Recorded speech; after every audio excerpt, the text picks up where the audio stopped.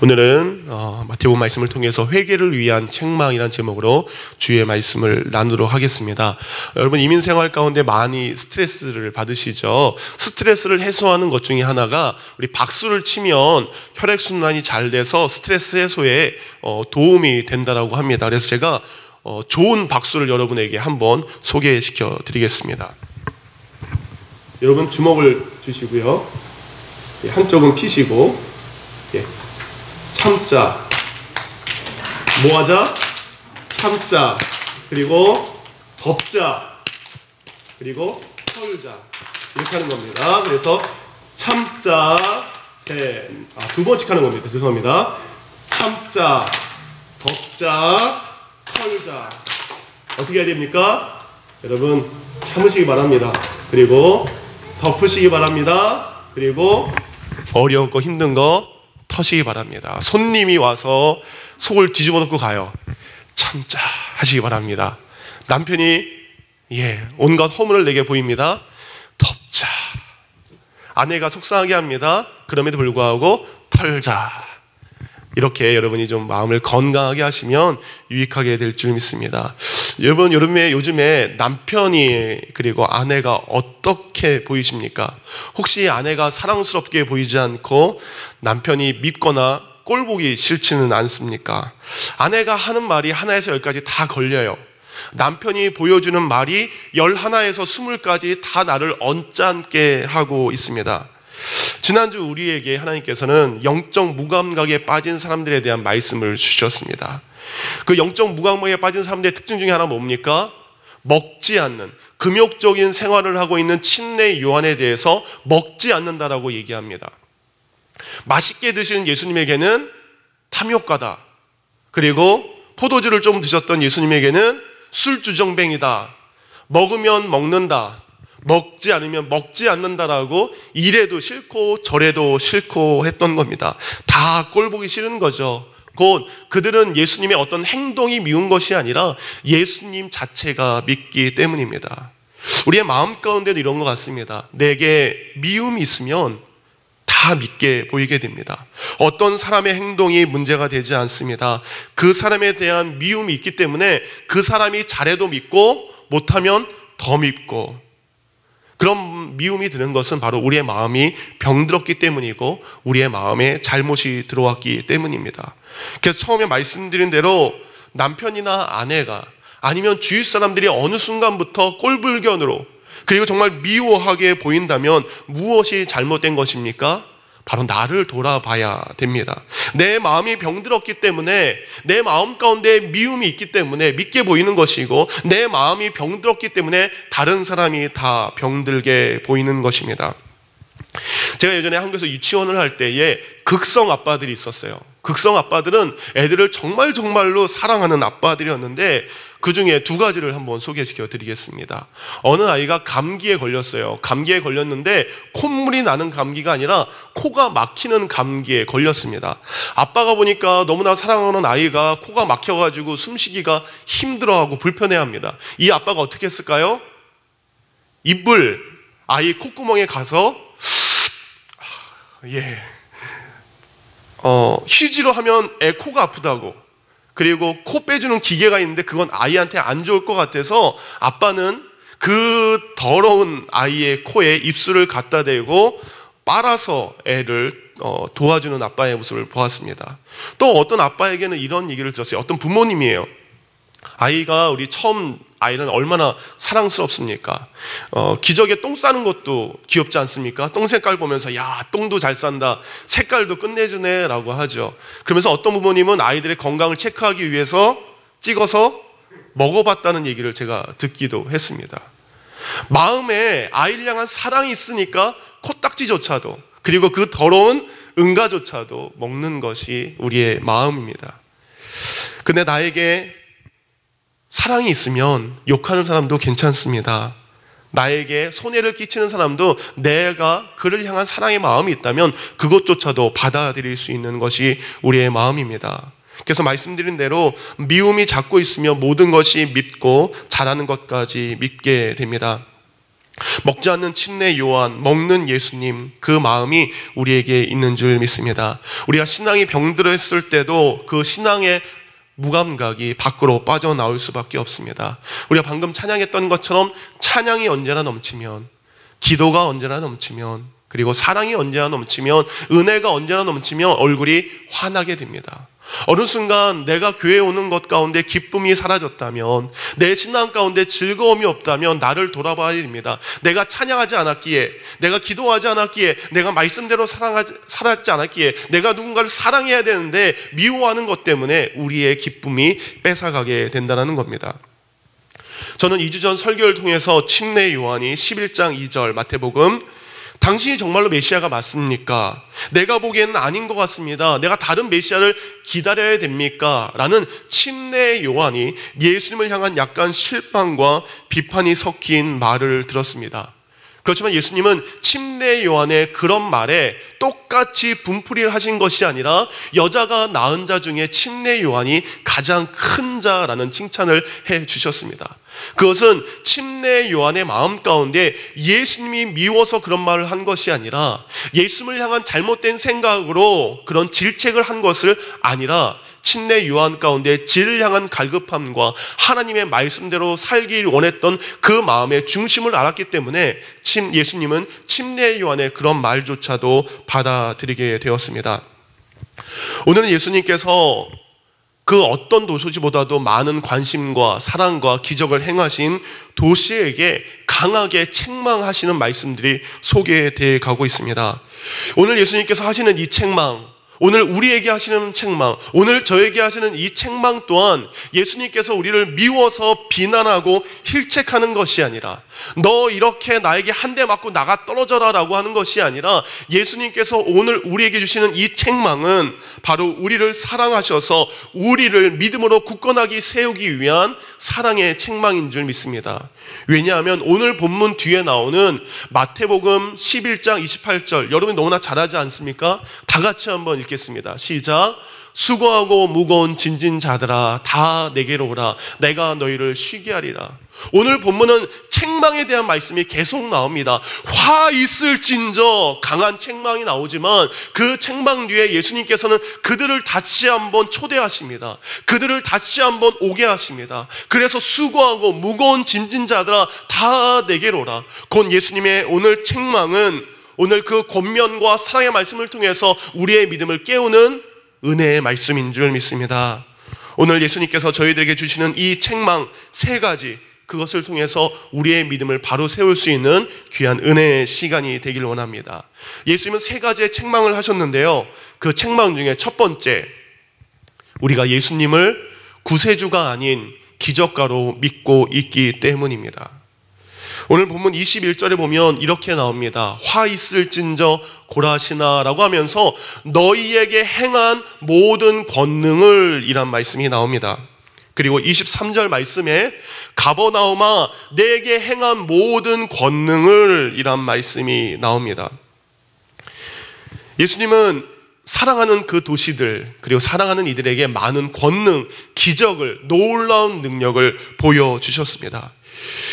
여기서 말하고 있는 우리 한 도시가 있습니다. 이 도시는 제가 지도를 먼저 보여드리면 이 갈릴리 주변에 있는 모든, 여기가 벳세다고 여기가 가버나움이고, 이 모든 지역이 예수님께서 그들의 권능을 보내주셨던 바로 고라신 벳세다의 지역입니다. 그래서 마태복음 4장 23절에 보면 예수님께서 주로 사역하셨던 4장 23절에 예수님께서 어떤 일들을 그곳에서 하셨나 이렇게 나옵니다. 예수께서 온 갈릴리에 두루 다니사 그들의 회당에서 가르치시며 천국 복음을 전파하시며 백성 중에 모든 병과 모든 약한 것을 고치시니 그의 소문이 쭉 하면서 각종 병에 걸려서 고통당하는 자, 귀신 들린 자, 간질하는 자, 중풍병자를 데리고 오셨을 때 고치셨다라고 이야기를 하고 있습니다. 곧 예수님께서는 이 갈릴리에서 수많은 기적들을 행하셨습니다. 여기에 나와 있는 기적 외에 나병 환자, 문둥병 환자의 피부를 깨끗하게 하셨습니다. 백부장의 종을 백부장의 집에 가지도 않고 고치셨습니다. 열병으로 죽어가고 있는 베드로의 장모님을 고치셨습니다. 거친 풍랑이 일어나는 갈릴리 호수를 말씀 한마디로 잔잔케 하셨습니다. 귀신 들린 이들에게 귀신을 쫓아내서 평안을 회복하게 하셨습니다. 중풍병에 걸려서 아픔의 인생을 살아가는 이들에게 평안을 주셨습니다. 죽은 소녀를 살리셨습니다. 12년 동안 여자들이 걸리는 혈류병에 걸린 여인의 병을 옷 만지는 것만으로도 낫게 해 주셨습니다. 앞을 못 보던 사람들이 보았습니다. 말하지 못하는 사람들이 말하게 되었습니다. 이 모든 것들이 바로 이 갈릴리 지역, 지금 말씀하셨던 고라신과 벳사다 이 지역에 있었던 것입니다. 예수님 왜 이렇게 이들에게 놀라운 기적과 놀라운 능력들, 권능들을 행하셨을까? 그 권능 앞에 예수님을 바로 알기를 원하셨던 것입니다. 그들이 그 권능 앞에 회개하고 이런 놀라운 능력을 행하시는 분이 하나님의 아들이신 메시아이신 구원자 예수님이 맞다라는 고백이 그들 가운데 나아가기를 원하셨던 겁니다. 그 행함의 모습을 보고 안다라고 지난주 마지막 말씀이 끝났습니다. 곧 예수님께서 행하시는 말씀을 통해서 참된 진리가 무엇인지, 참된 지식이 지혜가 무엇인지 그들로 하여금 깨닫고 알아서 그것을 통해서 하나님께 나아가는 구원받은 백성이 되기를 원하셨던 것입니다. 근데 단순히 그들은 자기의 필요한 것들을 채울 수 있는 내게 원하는 것만 주시는, 필요한 것들을 내게 주시는 분, 단순히 기적만을 행하신 분만 믿고 나의 구원자로서 받아들이지 않았다는 겁니다. 곧 우리에게도 이런 믿음의 모습들이 있는 것 같습니다.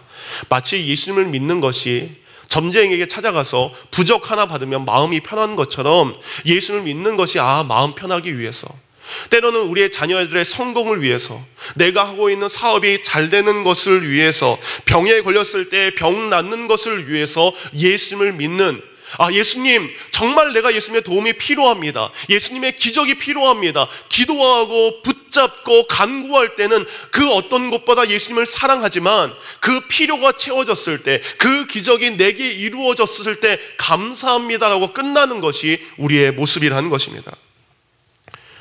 우리는 기도합니다. 주님, 이 문제만 잘 해결되면, 이 응답만 들어주시면 제가 이렇게 살겠습니다, 제가 저렇게 하겠습니다라는 고백을 하지만 정작 우리의 필요를 채워줬을 때 그 필요 앞에 내가 나의 무릎을 꿇고 내가 이제는 주님을 위하여 살겠습니다, 나의 구세주이신 주님 따라 살겠습니다라는 믿음의 고백까지 이어지지 않는 것에 대한 책망이 있다는 겁니다. 누가복음 5장을 보면 예수님과 베드로의 만남이 나옵니다. 말씀을 마치시고 시몬에게, 곧 베드로에게 이르시되 깊은 데로 가서 그물을 내려 고기를 잡으라. 시몬이 대답하여 이르되 선생님, 우리들이 밤새도록 수고하였으되 잡은 것이 없지만은 말씀에 의지하여 내가 그물을 내리리이다. 그렇게 하니 고기를 잡은 것이 심히 많아 그물이 찢어지게 되는지라. 이에 다른 배에 있는 동무들을 손짓하여 와서 도와달라 하니 그들이 와서 2배의 채움에 잠기게 되었더라. 내가 감당할 수 없는 것, 베드로는 실패의 쓴잔을 맛보았습니다. 어떻게 할 수 없었습니다. 내가 그물을 쳐서 고기를 잡아야만 가정을 이끌어갈 수 있습니다. 근데 헛그물질만 밤새도록 한 것입니다. 근데 예수님의 말씀에 의지하여 깊은 곳에 그물을 던졌을 때에 2배가 가득 찰 정도의 놀라운 기적을 그는 맛보게 됩니다. 근데 성경은 여기서 끝나지 않습니다. 예수님의 놀라운 권능과 은혜를 입은 베드로는 뜻밖의 고백을 합니다. 시몬 베드로가 이를 보고 예수의 무릎 아래 엎드려 이르되 주여, 나를 떠나소서, 나는 죄인이로소이다. 그는 예수님의 기적을 통해서 자신이 죄인인 것을 발견합니다. 예수님의 기적을 통해서 나의 진정한 구세주가 누구인지 발견하게 됩니다. 그리고 자신의 구세주였던 예수님 앞에 무릎을 꿇습니다. 그리고 내가 죄인입니다. 하나님께서 여러분의 놀라운 기적들을, 그리고 여러분이 살아갈 수 있는 놀라운 은혜들을 날마다 베풀고 계십니다. 그 순간 우리가 그 받은 은혜에 따라서 우리의 삶이 주님 앞에 필요만 채우고 그것을 나의 주머니에 넣는 것으로 끝나는 것이 아니라 우리의 삶이 헌신된 삶으로, 곧 이 말씀 뒤에 베드로가 그물을 내려놓고 예수님을 따라갔던 것처럼 예수님의 은혜를 입었다면, 예수님을 구원자로 알고 따라가는 것이 우리 가운데 있어야 되는 것을 예수님은 말씀하고 계십니다. 여전히 여러분은 예수님을 기적가로 나의 필요를 채워주시는 분으로 믿고 계십니까? 아니면 나의 구세주로서 이제 내가 기적을 나의 주머니에 넣는 것이 아니라 나의 삶은 이제 반대로 당신께 드리겠습니다 라는 믿음의 고백으로 우리가 바뀌어야 될 줄 믿습니다. 두 번째, 예수님께서 우리를 책망하십니다. 왜냐하면 우리가 회개하지 않기 때문입니다. 21절 먼저 고라신과 벳사이다에 대한 책망이 나오십니다. 너희에게 행한 모든 권능을 시돈에서 행하였더라면 그들이 벌써 베옷을 입고 재에 앉아 회개하였으리라. 하나님을 믿는다라고 하고, 그리고 그들은 하나님을 믿는다고 하는 그들에게 보이신 기적과 권능 앞에 그들은 하나님의 놀라운 은혜를 체험하게 됩니다. 근데 그 하나님의 놀라운 은혜 앞에 자신의 죄인인 것을 깨닫지 못하고 메시아이신 예수님을 여전히 거부하고 있는 그들의 모습에 대해서 그들은 책망하고 계십니다. 여기서 말하는 시돈이란 지역은 이방인의 지역입니다. 여기가 시돈 드로난 지역입니다. 곧 여기까지가 이스라엘 백성이고, 여기가 이스라엘 백성이고 여기는 이방인의 땅입니다. 믿는다라고 한 우리들에게 보여주신 그 은혜와 사랑에 우리는 회개하지 않지만, 믿지 않는 사람들에게 이런 기적과 행함의 은혜를 보여줬다면 그들은 벌써 회개하고, 그리고 그들은 제 앞에 앉아서 자신들의 죄를 울면서 회개했을 것이라고 이야기를 합니다. 우리 믿는 사람들이 믿지 않는 사람들보다 죄에 대한 고백을 하지 않는 것에 대한 책망의 말씀이기도 합니다. 우리는 믿지 않는 사람들보다 우리 믿음을 가진 사람들이 더 회개해야 되고 더 많이 잘못을 뉘우쳐야 됩니다. 곧 믿는다라고 하지만 믿음 앞에 난 이제 구원받았어 거기까지만 하고 자신의 삶 가운데 여전히 존재하고 있는 악, 자신의 삶 가운데 여전히 보여지는 더러운 죄악의 모습들을 우리는 회개하지 않습니다. 우리의 기도의 대부분은 간구하는 것입니다. 우리의 기도의 대부분은 내게 주십시오라는 기도이지만, 지난 일주일 동안 나는 한 번도 회개하지 않았습니다. 지난 일주일 동안 나의 삶 가운데 주님, 제가 잘못 살았습니다. 주님, 제가 간밤에 지난 시간, 1시간 전에, 방금 전에 이러한 잘못을 했습니다 라는 회개의 기도를 우리는 드리지 않습니다. 우리는 다른 사람에 대한 죄의 지적은 잘합니다. 다른 사람들의 죄나 약한 것에 관해서는 말하기 좋아하고 후벼파기 좋아하지만 정작 나 자신의 잘못에 대해서 예수님 앞에 회개를 구하지는 않습니다. 시편 51편에 보면 다윗의 기도문이 나옵니다. 그 시편 51편을 보면 그 위에 이렇게 기록하고 있습니다. 다윗의 시, 다윗이 밧세바와 동침한 후 선지자 나단이 그에게 왔을 때 하면서 시작하는 것이 시편 51편의 말씀입니다. 그래서 다윗은 자신의 죄가 드러났을 때 하나님 앞에 이렇게 기도하죠. 하나님이여, 주의 인자를 따라 내게 은혜를 베푸시고 주의 많은 긍휼을 따라 내 죄악을 씻어 내 죄악을 지워 주소서. 나의 죄악을 말갛게 씻으시며 나의 죄를 깨끗게 제하소서. 물은 나는 내 죄가를 아오니 내 죄가 항상 내 앞에 있나이다. 다윗은 기도합니다. 내 죄가 항상 내 앞에 있습니다. 우슬초로 나를 정결케 하여 주시옵소서. 나의 모든 죄를 깨끗게 하여 주시옵소서. 은혜를 받은 다윗, 하나님의 말씀 앞에 섰던 다윗은 자신의 잘못에 대해서 철저히 회개하며 기도하는 모습을 우리에게 보여주셨습니다. 우리는 물론 예수 그리스도의 십자가의 보혈로 죄 용서함을 받은 성도입니다. 우리는 죄 용서함을 받아서 구원받은 성도입니다. 그렇지만 우리가 이 땅에서 육신을 입고 살아가는 그 순간 우리의 육신 때문에, 이의 연약함 때문에 우리는 날마다 죄를 범할 수밖에 없습니다. 날마다 잘못할 수밖에 없습니다. 그러기에 우리는 예수님 앞에 우리의 잘못한 것을 회개할 수 있는 믿음의 용기가 필요합니다. 아이들에게 배울 수 있는 좋은 것이 있습니다. 아이들은 자기들이 잘못했을 때 부모에게 향해서 제가 잘못했어요 라는 말을 합니다. 자기의 실수를 알고 자기의 잘못을 알았을 때 아이들은 부모에게 나와서 자기의 잘못에 대한 용서를 구합니다. 우리가 성도라면 우리에게 받은 은혜가 있다면, 우리에게 임한 권능이 있다면, 우리가 받은 긍휼함이 있다면 우리는 회개의 자리를 잊지 않아야 될 줄 믿습니다. 여러분 있는 그 자리에서 회개의 은혜를 회복하시기 바랍니다. 회개가 있는 그곳에 하나님의 놀라운 은혜가 다시 임하게 될 줄 믿습니다. 예수님이 우리를 또한 책망하실 때 세 번째 책망하시는 것은 우리가 교만하여 불순종하고 있기 때문입니다. 예수님께서 가버나움에 행하신 일들, 그들에게 이런 말씀을 하셨어요. 가버나움아, 내가 하늘에까지 높아지겠느냐. 하늘에까지 높아졌다는 것은 그들의 마음이 교만해졌다는 것입니다. 이 말씀은 내가 예전에 은혜를 받았었습니다. 예전에 내가 이런 체험을 했고, 내가 예전에는 방언도 하고, 내가 예전에는 병도 고침받았고, 내가 예전에는 예수님 때문에 성공도 했었고, 예수님께 받은 은혜와 사랑을 자랑하지만, 그 놀라운 은혜를 내가 체험받았지만 그것은 이제 과거의 일이 되어서 여전히 내가 하나님의 은혜 앞에 겸손하게 살아가는 것이 아니라 그 받은 체험이, 그 받은 은혜가 하나님께 대적하는 교만이 되고 다른 사람들 앞에 군림하는 교만이 되었을 때에 우리를 책망하시는 것입니다. 주위에 간증하러 다니는 많은 분들이 있습니다. 그래서 한국에, 그리고 이민교회 많은 사람들이 간증을 하기 위해서 방문하는 것을 알 수 있어요. 근데 간증자들의 끝이 안 좋은 것을 많이 보게 됩니다. 처음에는 하나님께서 이런 은혜를 주셨습니다. 그래서 제가 이런 간증을 합니다. 그래서 많은 성도들에게 간증을 하지만 점점 그것이 희석되어서 자신을 드러내는 간증을 하게 됩니다. 자신을 나타내는 간증들을 했을 때 그들의 끝모습이 좋지 않은 것을 봅니다. 내가 받은 은혜와 받은 사랑이 있다면 그 겸손 앞에 내가 낮아지는 것을 예수님은 원하시는 것입니다. 그들은 많은 가르침을 받았습니다.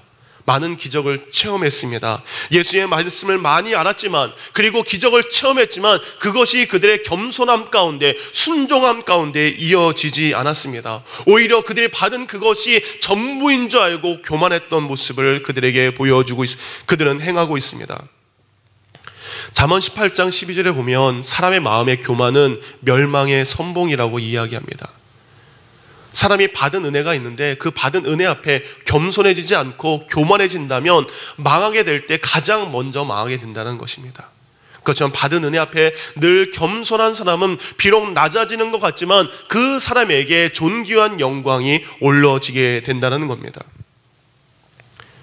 창세기 5장 24절에 보면 에녹이 하나님과 동행하더니 하나님이 그를 데려가심으로 세상에 있지 아니하였더라 라는 말씀이 나옵니다. 에녹과 하나님이 동행합니다. 그리고 그는 죽음을 보지 않고 들림받는 놀라운 축복이 에녹에게 임했습니다. 여러분, 동행했다는 것은 단순히 만나는 것, 그 의상의 의미를 말합니다. 만나는 것은 만났다 헤어지는 것이죠. 동행한다는 것은 늘 함께 한다는 것입니다. 내가 누군가와 동행한다는 것은 어떤 의미입니까? 서로가 서로에게 순종한다는 의미입니다. 서로가 서로에게 말을 귀하게 존중한다는 의미입니다.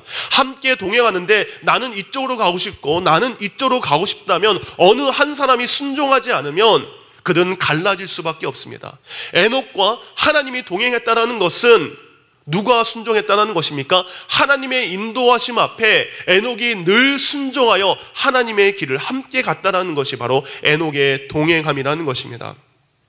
누군가 한 사람의 의지와 판단과 생각이 죽어진 것입니다. 곧 에녹은 자신의 판단과 자신의 생각을 내려놓고 하나님과 동행할 때에 하나님의 뜻대로, 하나님이 원하시는 대로 살아갔습니다. 근데 에녹을 보면 그가 혼자가 아니었어요. 창세기 5장 22절에 보면 에녹이 무드셀라를 낳은 후 300년을 하나님과 동행하며 자녀를 낳았더라 라고 기록하고 있습니다. 곧 에녹에게는 가정이 있는 것입니다. 가정을 이룬 에녹이 하나님과 동행하는 것은 더 많은 헌신과 더 많은 결단이 필요하게 됩니다. 나 혼자 순종하러 간 것이 아닙니다. 온 가정이 하나님과 이끌어갈 수 있는 순종함이 그에게 있었다는 것입니다. 사랑하는 성도님들, 여러분 가운데 하나님께 순종하는 순종함이 여러분에게 그치는 것이 아니라 온 가정이 함께 하나님께 순종할 수 있는 믿음의 놀라운 일들이 일어나기를 원합니다. 그는 하나님과 일상생활, 우리와 똑같은 삶을 살았습니다. 우리와 똑같이 가정을 이루었습니다. 그렇지만 그럼에도 불구하고 그는 하나님의 말씀에 순종하면서 그 은혜의 빚진 자로 살아가게 되었습니다. 오늘 예수님께서는 우리에게 사랑의 책망을 세 가지를 하십니다. 우리가 예수님을 단순히 기적을 주시는 분으로 믿는 것이 아니라 나의 구세주로 믿고 헌신하기를 원하십니다. 예수님 우리에게 책망하십니다. 우리가 회개하지 않는 것에 대한 책망입니다.